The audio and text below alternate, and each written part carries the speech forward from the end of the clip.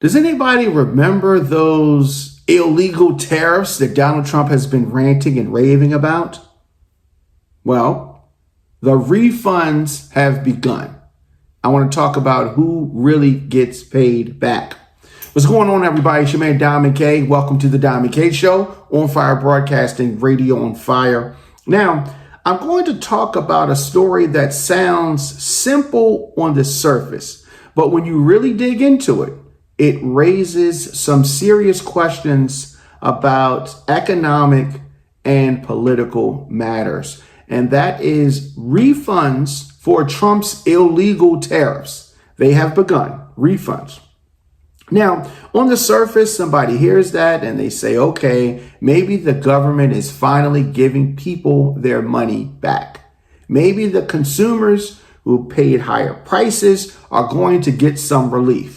But slow down, not so fast. What is actually happening is this. After the U.S. Supreme Court ruled back in February that Trump's broad tariffs imposed under emergency powers were unlawful, aka illegal, the federal government had to figure out how to refund money back that had been collected. Now, this should not be difficult. They have to do refunds all the time. You have tax refunds and other types of refunds. U.S. Customs has now launched a system, and this system is going to process those claims. According to Reuters and AP reports, they are talking about roughly 166 billion, that's billion, tied to more than 53 million shipments. Now, that is a massive number.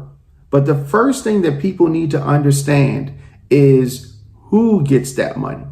The answer is importers and businesses. The companies that paid those tariffs directly when goods entered the country. So that does not automatically mean that the everyday shopper, the working family, or the small consumer who paid more at the store level is actually going to get anything back. AP reports that whether consumers benefit is still unclear. And I'm here to tell you that we're not going to benefit. And that is why this story matters. Because when tariffs went up, the public was told that these policies were about strength and leverage and putting America first. But in real life, tariffs often function like a tax that gets passed through the supply chain. The businesses pay first, then a lot of those costs get pushed downstream, so consumers wind up paying more. Now, the courts have said that the tariffs were illegal, so the public has every right to ask if the policy was unlawful and the cost got passed through to regular people. Why are regular people not first in line for relief? This is where it gets uncomfortable. This is when the reality kicks in. Reuters reports that Customs created a refund portal called CAPE, and thousands of companies have already started filing claims. The system is supposed to streamline payments with one electronic transfer per importer, and interest may be added when appropriate. But even beyond the metrics, the politics are getting ugly. Reuters reports that Trump said he will remember companies that do not seek refunds. Think about that for a second. The courts say that the tariffs were illegal. Businesses are being told that they can claim money back. And the president is turning the act of seeking lawful reimbursement into a loyalty test.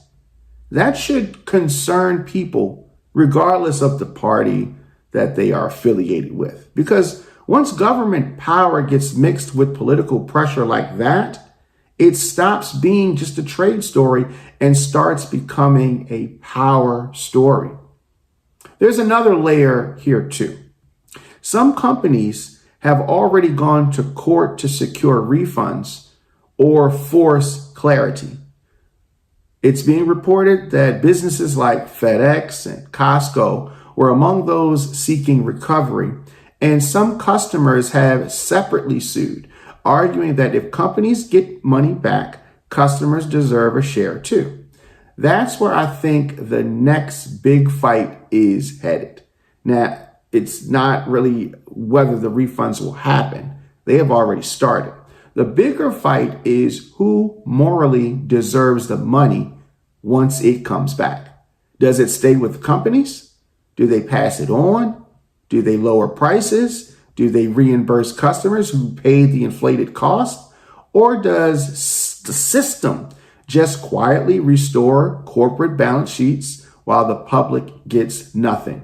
That's the real issue. That is a problem. And let's be honest, this also undercuts the political sales pitch around tariffs.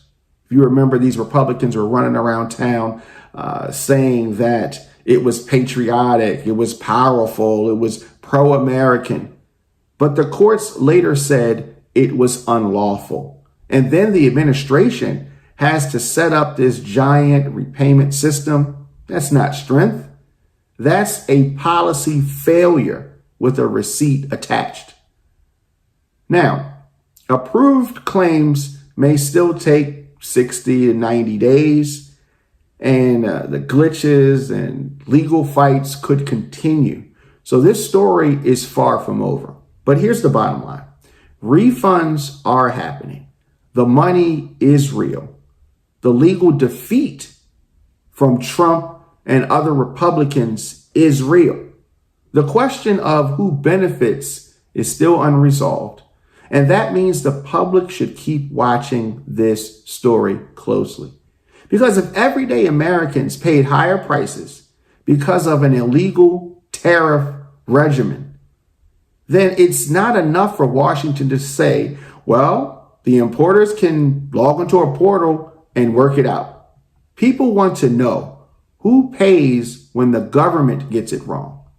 And they want to know who gets made whole when the courts finally step in. And we know that courts can be slow. That's the conversation.